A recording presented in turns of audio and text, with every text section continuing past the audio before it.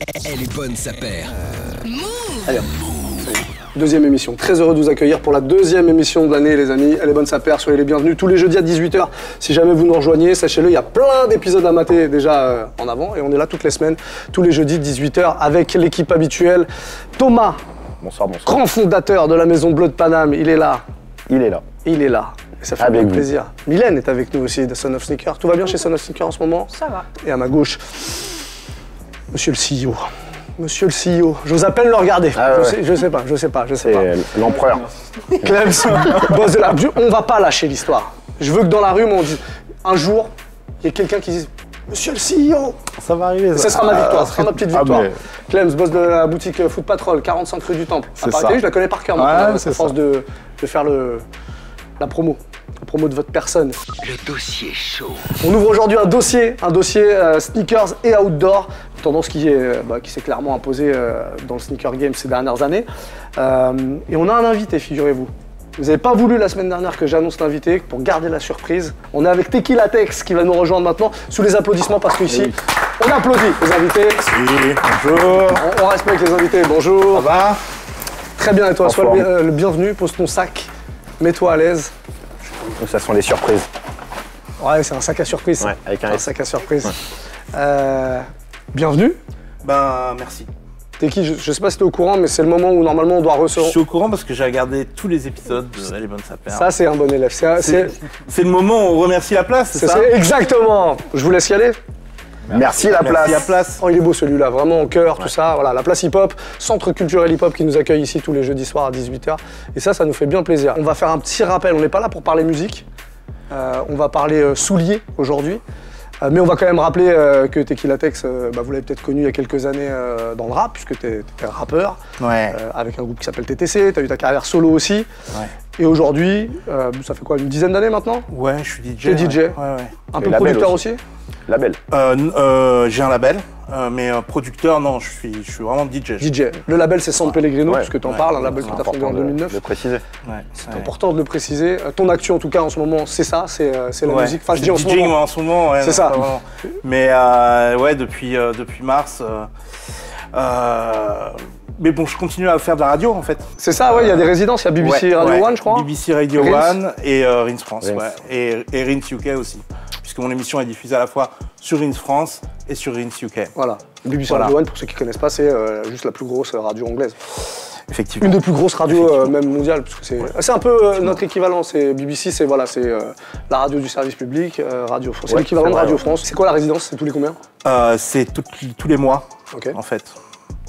Voilà. Dispo en replay, en podcast, j'imagine, si on peut. Absolument. Chaud pour venir faire un set, un de ces quatre sur Move? Ah ouais, je suis chaud tout le temps. Bon, on va discuter alors après. Je veux dire, donc la musique, c'est ta première passion, on va dire. Des passions, t'en as plusieurs, mais il y a une de tes passions, et c'est celle pourquoi t'es là ce soir. T'es un grand fan inconditionnel de tout ce qui est outdoor. Que ce soit vêtements ou souliers, on va parler souliers aujourd'hui. Les chaussures de trail, les vêtements techniques, tout ça, c'est ton truc. Des choses qui sont d'ailleurs à la base prévues pour faire de la rando, du sport. Ouais, effectivement, mais bon, après c'est surtout une esthétique qui me plaît. C'est ça en fait, toi t'es pas venu à... Je suis pas venu à... Ça par le sport? Non, je suis pas venu à ça par le sport, non, pas vraiment. Je suis venu à ça par le rap, en fait. Et je suis venu à ça par une passion pour le Japon aussi. Et une passion pour la manière dont les Japonais s'approprient ces vêtements-là. Parce qu'il y a une tradition au Japon... Tu travailles toute la semaine comme un acharné jusqu'à minuit, tu te défonces dans ton bureau et le week-end, tu pars en camping, tu renoues avec la nature, tu repars au contact de la nature, tu pars en rando et pour ça les Japonais ont développé un goût pour le vêtement outdoor qui est très très pointu. Et voilà, ouais, on va dire entre ma passion pour les clips de rap que je regardais quand j'étais gamin et ma passion pour... Moi, je suis quelqu'un, que ce soit en musique ou en vêtements, toujours attiré par le futurisme. Que ce soit le futur du passé ou le futur de maintenant. Je suis toujours intéressé par les trucs qui... tu vois, la Moab, par exemple, elle est sortie en 89, 91. En 91. Ouais.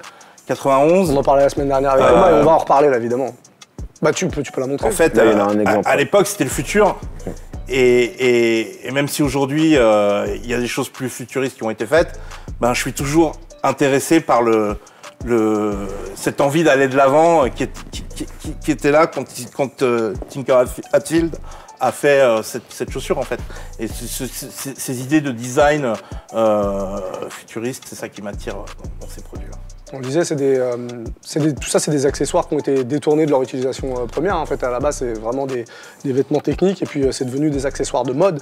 Le Japon, ça fait bien plus longtemps que nous qui sont dans ce délire-là, tu le disais. Toi, t'es grand fan, on en a d'ailleurs quelques modèles de la gamme ACG, je crois, de Nike. Moi, je suis un fan d'outerwear, toutes marques confondues. Et c'est vrai que j'y suis venu par ACG. T'en portes d'ailleurs là, ouais. La veste que tu portes. Ouais, Stormfit. Effectivement. Effectivement, voilà. Mais ouais, je sais pas. J'étais gamin, je faisais pas attention exactement à ce qui se passait. J'étais tout petit, mais je voyais les Moab. Je voyais quand la Moab est sortie et qu'on m'a dit c'est une chaussure avec la chaussette intégrée à la chaussure. Je me suis dit, waouh, ça c'est génial. Waouh, ça c'est le futur. Ouais, j'ai l'impression que, je sais pas, le côté un petit peu robotique du truc, l'exosquelette, le néoprène, le mélange, le contraste entre les matières, le contraste entre les couleurs aussi. Et puis voilà, c'est aussi une gamme qui a été adoptée très très vite par la rue, quoi. Les rappeurs, t'avais Grand Puba qui montait sur scène en Revederci, t'avais Raekwon qui portait des Terra Certig, tous ces mecs-là que j'écoutais, dont j'étais fan, et ben c'était ACG à fond et ouais, je sais pas, entre les couleurs et les matières, il y a un truc dans lequel je me reconnais. Petit historique d'ACG, ça arrive en quelle année? ACG officiellement ça arrive en 88-89. Officiellement, il y a la Pegasus qui arrive en 88, mais il y a un préquel avant. Il y a il y a 6-7 ans de préquel entre le début des années 80. Par rapport à la folie des années 70, c'était l'Everest quand même, qui restait quand même pour beaucoup de marques et pour beaucoup de choses, le fait d'être au top, sur le haut du podium. Et c'était un challenge personnel et un challenge de réussite en fait. Et donc du coup, Nike s'y est intéressé à partir de 80-81. Avec la Magma, la Lavadone et la Approach, qui sont 3 lignes très brunes, qui ressemblent un peu à des paraboots, un peu dans l'esprit, avec des soles en caoutchouc comme ça, donc très sport. Et c'était déjà une première approche. Mais on est quand même sur une écriture assez old school en fait, une influence un peu années 60-70 de la chaussure de montagne. Et c'est à partir de la Escape vers 84-85 que là ils vont commencer à avoir une ligne qui est un peu plus sport, qui se ressemble un peu plus à ces lignes-là, qui sont pourtant des lignes des années 90. Mais on arrive sur un truc déjà plus profilé, un peu plus exosquelette justement, on commence à avoir des trucs qui se profilent. Et Nike, très intelligemment, à partir de 88, va aller chercher la Pegasus, qui est leur best-seller ever déjà à ce moment-là. Même au-delà de la Air Max 1, c'est la Pegasus qui est quand même la paire la plus vendue chez Nike. Du coup, ils vont faire une version tout de suite Pegasus ACG en 88. Mais c'est la Willwood en 89 qui marquera le pas de l'entrée de la gamme ACG réellement. Mais la première, en fait, c'est une Air Pegasus, qui est chamée d'ailleurs. Je sais pas si tu l'as en tête. Ouais.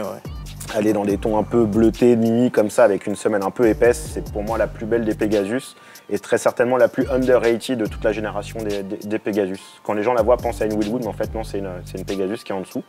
La Willwood qui est un très très bon modèle aussi, qui elle marquera le logo, l'avènement du logo et de la legacy ACG, parce qu'ils mettront le ACG directement sur la sole, alors que sur la Pegasus, il est juste dans l'inner sole et dans le branding de la boîte.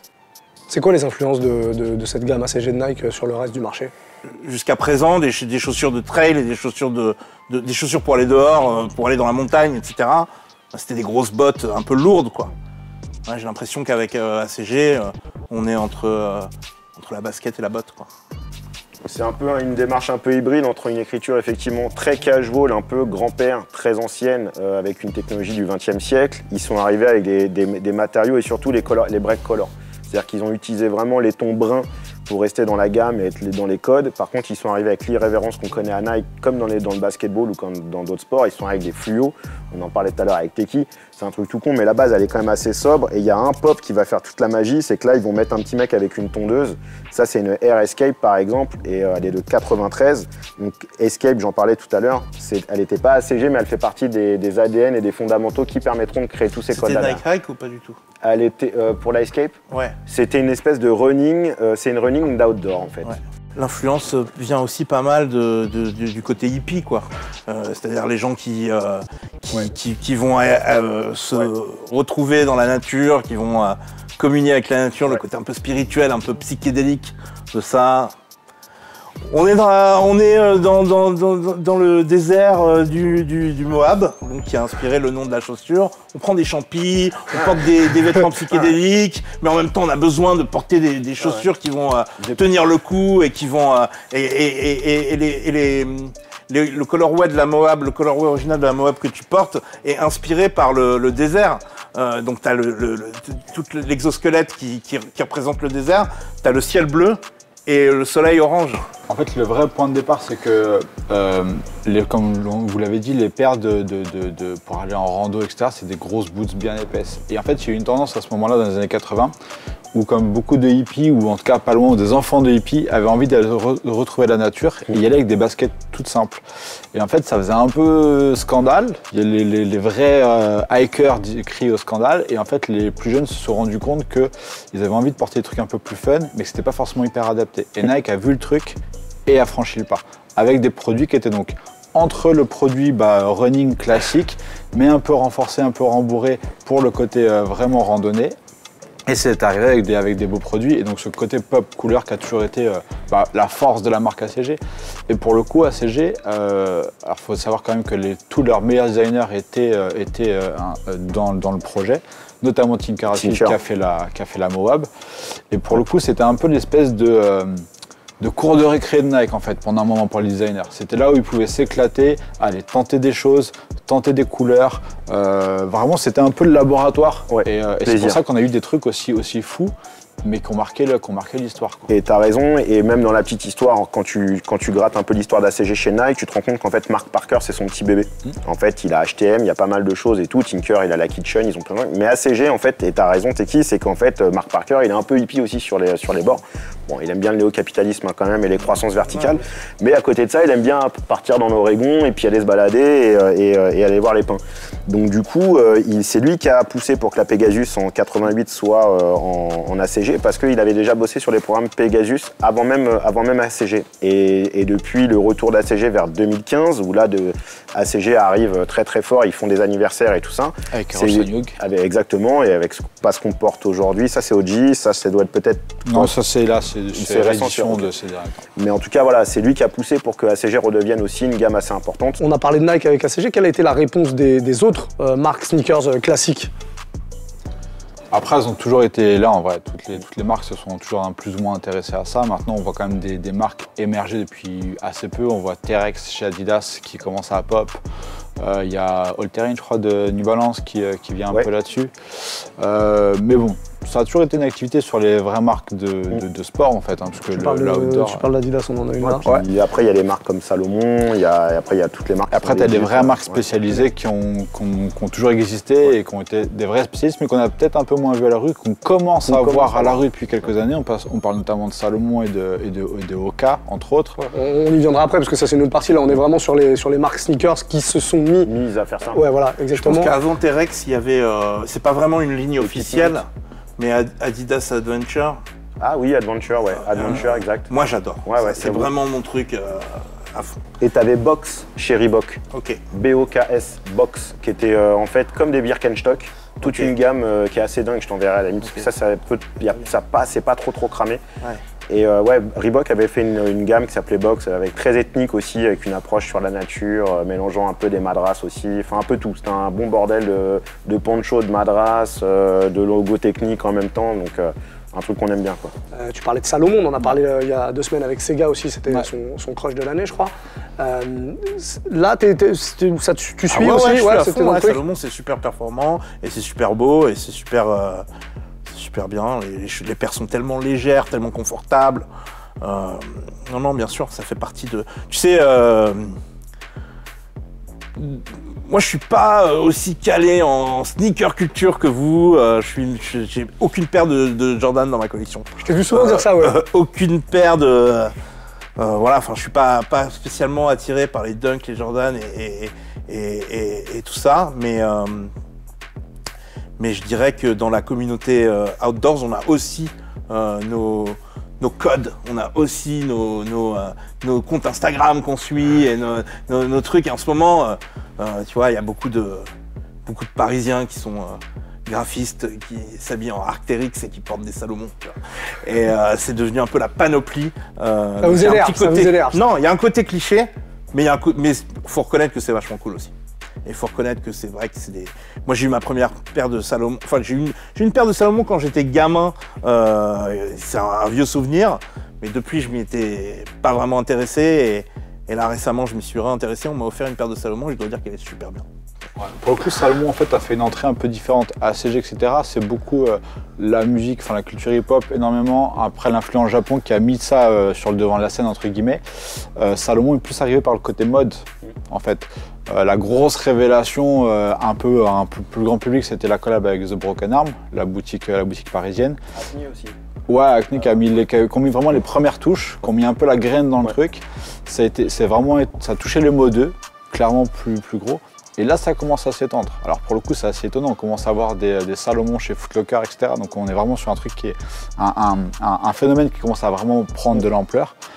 Mais voilà, le point d'entrée dans la sneaker culture est différent pour le coup. Il vient plus de la mode. Bon, après, le lien qui est un peu plus difficile à l'heure actuelle avec des Arc'teryx ou des Leaf d'Arc'teryx ou les Salomon, toutes les paires, effectivement, c'est Instagram.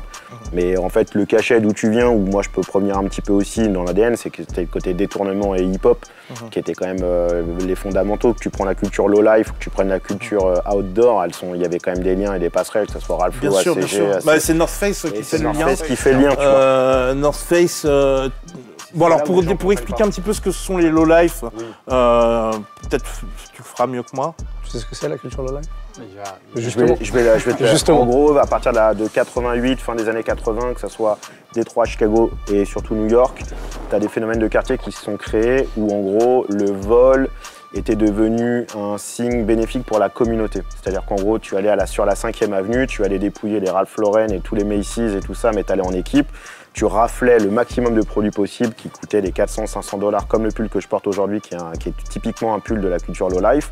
Tu revenais dans tes quartiers et ensuite, le but, c'était pas de te faire un billet sur tes potes, c'était de redistribuer et d'avoir une certaine loyauté par rapport à tout ça, pour recréer des codes et après faire des pots communs, des tantines, comme on peut se faire dans certaines communautés. Et en gros, c'était pour faire élever le game des quartiers, les boroughs, que ça soit le Bronx, le Brooklyn, Harlem, et la culture low maintenant elle a voyagé à travers le monde, parce que tu vas au Japon, tu as une culture low life qui est en place. Eux sont plus sur la para et vont être plus sur une culture liée à ce qui s'est passé dans les années 80 et 90. Et après, le hip-hop est venu se greffer dans tout ça. Parce que tu prends les membres du Wu-Tang, que ce soit Raekwon ou même l'ensemble des mecs du Wu-Tang, ils sont low life. Tu prends un mec comme Jay-Z, il est low life. Il vient de Macy Project, c'est un gros fief de tous les low life américains. Et le point d'orgue et le point de référence de tout ça, c'est Ralph Lauren. C'est aller contre le fait que le rêve américain soit réservé à une élite. Au même titre que les low life à New York, il y avait aussi un groupe de gars qui mettaient que du North Face. Vintage Gear Addict, les mecs du forum. C'est les Gore-Tex Hoarders. Ouais, mais ils étaient sur le forum. Ouais, je vois qui c'est. Ouais, ils étaient sur le forum. Gore-Tex Hoarders, ils ne jurent que pas de Gore-Tex. Exactement. Si c'est pas du Gore-Tex, c'est de la merde. Fireball. Si c'est pas du Gore-Tex, c'est pas intéressant. Et eux, c'est genre toutes les couleurs possibles et imaginables de mountain jacket de North Face, ils les ont. Ouais. Et ça fait aussi partie d'une panoplie new-yorkaise qui simplement qui répond au fait que quand tu fais un travail dans la street à New York, il faut que tu sois dehors toute la nuit et il faut que tu sois dehors toute la journée. Et il va y avoir des flaques de slush, tu vois, il va falloir que tu portes les chaussures qui vont résister à ça, il va falloir que tu portes la doudoune qui va résister à ça, qui va te permettre de pouvoir hustler toute la journée. Ça vient de là, tout simplement. Bon, on va revenir justement à ce qu'on met au pied. Vous nous avez ramené vos crushs. Les crushs du moment. En mode outdoor, justement. On va démarrer par Mylène. Oui, ouais. Moi j'en ai déjà parlé. C'est vrai que tu nous en as parlé dans une émission précédente. Ouais, mais du coup, en fait, si je devais rebondir sur ce coloris-là, c'est que là, tout récemment, il y a eu un genre de collaboration, je sais pas vraiment, avec Olivia Kim, qui est sortie justement sur la Air Moab. Et pour le coup, celle-ci, je l'ai vraiment aimée. Bon, après, c'est clairement la même, hein, c'est celle-ci. Hein. Voilà.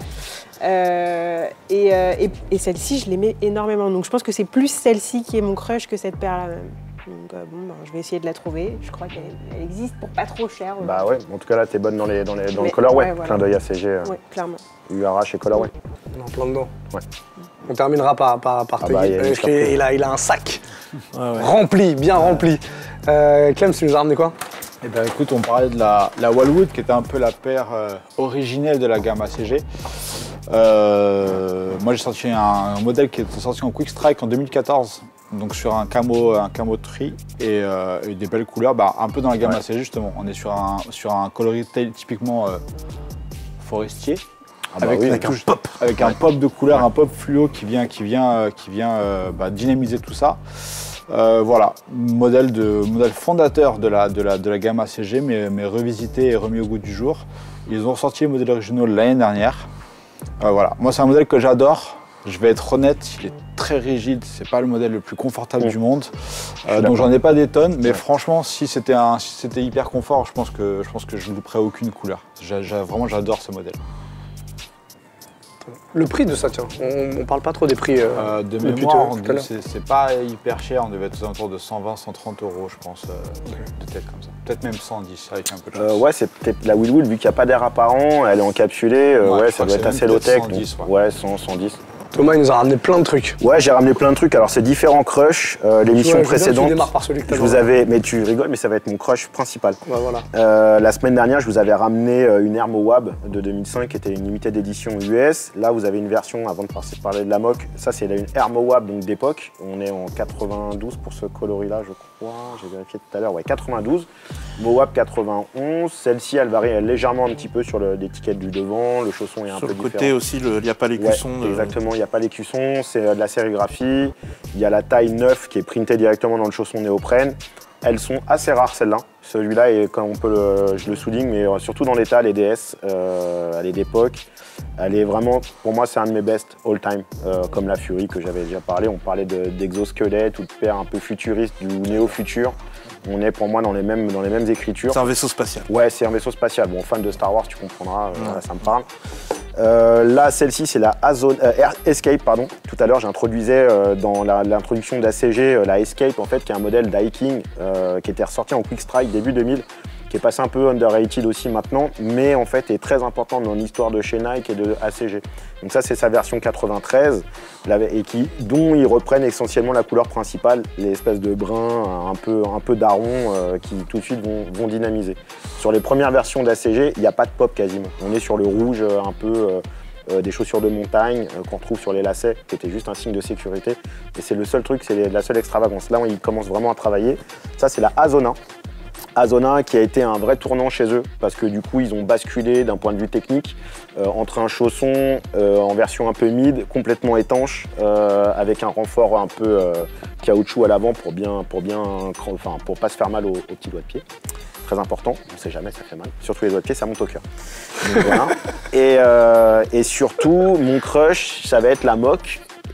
Qui à la base est sortie en 95, 96. Ça, c'est sa version où elle deviendra un peu commerciale.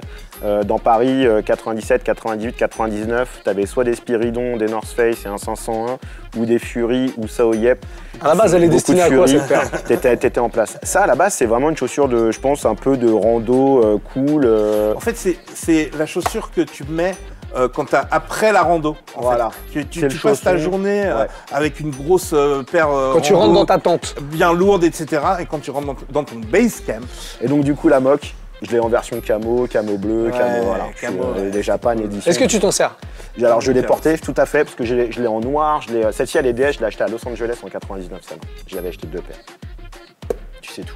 Est-ce que vous avez déjà porté ces paires en condition, genre pour faire de la rando par exemple? J'ai une certaine fierté quand je porte un polo Ralph Lauren. J'ai jamais je suis jamais monté sur un cheval. C'est vrai. J'ai jamais fait de yacht. Quelle pirouette. J'ai jamais fait de trucs comme ça. Mais quand je porte un vêtement Ralph Lauren, je me sens puissant. Tu vois ce que je veux dire? Et c'est pareil. J'ai jamais fait de randonnée, mais quand je porte une paire de Moab, je me sens puissant. Tout peut m'arriver. Il peut y avoir un déluge, il peut y avoir... T'es prêt? C'est-à-dire que à partir du moment où tu portes des chaussures où tu portes une doudoune qui a été faite pour grimper le mont Everest, tu sais que t'es paré à toute éventualité. Bon alors justement, tu nous as ramené des trucs puisqu'il nous manque plus que tes crushs. Ouais, j'ai un bon crush. Il y a quoi dans le sac à surprise? J'ai un bon crush. Alors, Oula! attention. Tu connais Thomas ou pas? J'ai un petit doute. Attention. Sur la NB, je suis moins sûr. Mais Attention. c'est voilà. Ah ok. ouais, Il manque des il y a trucs. des trucs là. Ouais, ouais. Il manque des choses. En En fait, connais. la C'est chaussure, elle est là. C'est Gore-Tex Studio, non? C'est Tokyo Design Studio. Tokyo Design Studio, pardon. Tokyo Design Studio, New Balance et Snow Peak. Chambé. Voilà. Chambé. Alors En c'est quoi gros. l'histoire? Oh, bah, c'est chambé. En gros, Ah ouais. en gros, Tu connaissais toi ça? T'en as pour ton oseille, là. en gros, Clem, tu connaissais ça? en gros, tu as un exosquelette qui est là, et qui est imperméable et qui te permet même de le connecter à au pantalon pour pouvoir Ouais, ok. vraiment être au étanche. sec, pour pouvoir aller pêcher. Et en fait, dans cet exosquelette, tu vas avoir le choix de mettre 2 chaussons.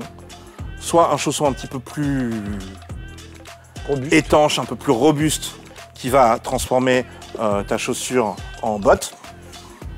Ben voilà, Ah c'est la version montée là, ouais. voilà.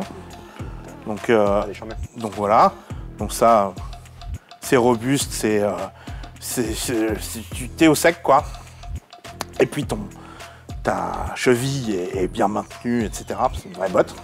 Et puis quand t'en as marre et que t'as envie de passer un truc, ce qu'on disait avec la moque, t'as envie de t'aérer un peu. Après l'effort. Après l'effort, de te relâcher un petit peu, de Surtout sur les ne vrais. pas avoir, de pas être serré justement à la cheville, etc. Et ben ça va se transformer grâce à ce chausson-là en ce qu'on appelle une mule. C'est pas du gadget, hein. C'est non, c'est vraiment de la bonne cam et ça se fixe avec une fermeture éclair étanche. Et là, on est vraiment dans un produit qui est incroyable. Ouais. C'est un Transformers, tu vois. C'est un jouet, mais c'est pas du gadget. Non. Parce que c'est vraiment bien fait. Et C'est utilisé vraiment par des du gars design. qui vont à la Bah, pêche. Snow Peak, c'est une marque japonaise qui est extrêmement quali, et extrêmement qui évidemment va aussi aller draguer des gens un petit peu plus mode. Est-ce que c'est mais plus utilisé par des hypeux ou par des sportifs? J'ai 50-50, je dirais maintenant. Ben franchement, j'en sais rien. C'est pas vraiment non plus pour faire du sport. Ça, c'est plus pour aller faire du camping. Alors, est-ce que le camping est un sport? J'en sais rien. Mais, Ça peut le devenir. mais oui, effectivement, c'est utilisé quand Moi, je collectionne les magazines japonais d'outerwear et des magazines très sérieux comme Go Out. Ils vont te parler de cette paire. Ils vont t'expliquer l'importance de se relaxer les pieds après une journée de rando, quoi. Et c'est tout simplement des idées pratiques qui sont fonctionnelles et qui sont qui viennent du bon sens en fait. Et moi je suis pour la balance entre la fonctionnalité et l'esthétique. Et je pense que l'esthétique doit d'ailleurs venir de la fonctionnalité. Le fait que l'esthétique de cette chaussure est cool, le fait que cette chaussure me paraisse futuriste, ça vient de détails techniques qui découlent de leur fonctionnalité. C'est ça qui me plaît dans ces produits-là. C'est très technique, j'imagine que ça coûte très cher, non? Oui. C'est quoi le prix de ça? C'est, je crois, 270 €. Ouais, je vais dire. Ouais. D'accord, ouais, je pensais même plus sûr. J'ai dû acheter 3 paires cette année et Et donc ça, ouais. Mais elle est chambée. Hein. Elle est vraiment belle. Vraiment bien et tout technique, enfin tout est bien dessiné, portable et technique, donc c'est ce qu'on aime quoi. Ouais, absolument. Très beau crush, merci. Non, franchement, on a un vrai truc dans le thème là pour le coup. Avec de l'ancien, des réinterprétations. On va terminer juste avec tiens, un petit conseil pour quelqu'un qui connaît pas du tout les sneakers outdoor et qui aurait envie de prendre une paire, mais pour la street évidemment. C'est quoi les conseils? Vers qui on peut se tourner là en ce moment? Moi, mon conseil, c'est tout dépend ce qu'on cherche. Si on cherche une chaussure d'intersaison qui va survivre à des pluies modérées, il y a tout un tas de chaussures outdoors qui sont bien. Mais si on veut vraiment aller dans le technique et si on veut vraiment redonner ces lettres de noblesse à l'expression All Conditions Gear, il faut aller vers des chaussures qui ont du Gore-Tex dessus. Merci Teki d'être venu nous avoir accompagnés. Merci de m'avoir reçu, j'ai l'impression d'être utile. Je te jure, non mais on a l'impression qu'il parle de cuisine tellement on sent l'amour du produit. Non mais sérieux, c'est mon sujet préféré. C'est pour ça qu'on t'a invité, c'est pour ça qu'on t'a invité. d'en parler, c'est trop bien, merci. C'est cool. Merci. On rappelle qu'il y a aussi la musique, le label San Pellegrino et quelques petits lives, radio. Ça va être la radio, ça va être de la radio, mais moi j'ai plein de projets là depuis le confinement. C'est quoi du coup les projets? J'ai des projets dans le cinéma, j'ai des projets à droite, à gauche, vous verrez. Derrière la caméra, devant? Devant. Ok, top. Bon, très, toujours lié à la musique et toujours à travers le prisme de la musique et c'est pas des grands projets, mais je m'occupe. Ouais. Bon, on reste connecté à tout ça, en tout cas on relaiera l'info évidemment sur Move et je l'annonce officiellement, tu viens faire un mix très bientôt à la radio. Avec plaisir. Un vendredi soir, Avec grand plaisir. T'es mon invité. Merci Teki en tout cas d'être passé. Merci tout le monde, merci l'équipe. Bisous, j'espère que vous avez appris des choses comme moi en tout cas aujourd'hui et comme Mylène je crois. Voilà, n'hésitez pas à commenter, à nous proposer des sujets pour les dossiers. Les dossiers c'est une semaine sur 2 et on est là tous les jeudis 18h sur la chaîne YouTube de Move.